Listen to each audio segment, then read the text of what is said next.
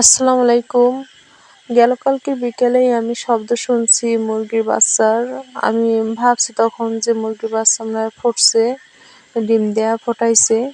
তো আমি আর রাত্রিবেলা দেখি নাই, কারণ রাত্রে তো কারেন্ট ছিল না। কালকে যে ঝড় বৃষ্টি গেছে তাতে তো কারেন্ট চলে গেছে আর আসে নাই।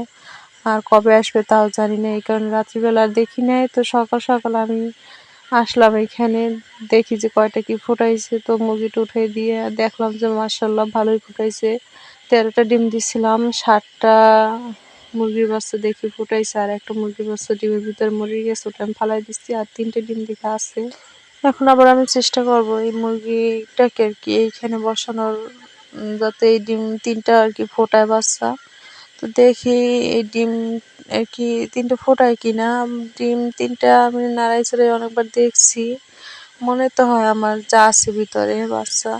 তো ফোটাই আর একটা ডিমের খোসাও তো অনেকখানি ভেঙে গেছে, আমি লাইটের আলোতে দেখছি দিয়া দেখছি ভাঙছে আর কি ডিমের খোসাটা।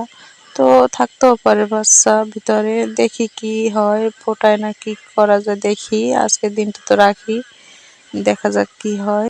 আর মনে তো হয় না বাচ্চার মা এখানে থাকবে, কারণ বাচ্চা নিয়েও শুধু নামতে চায় বাইরে। আর যদি না থাকে আমি অন্য মুরগির সাথে ডিম 3টে দিয়ে দেবো। তো দেখি কি করা যায়, সব মিলিয়ে আপনাদের সাথে সবকিছুই শেয়ার করব। তো ভালো থাকেন সবাই, আল্লাহ হাফেজ।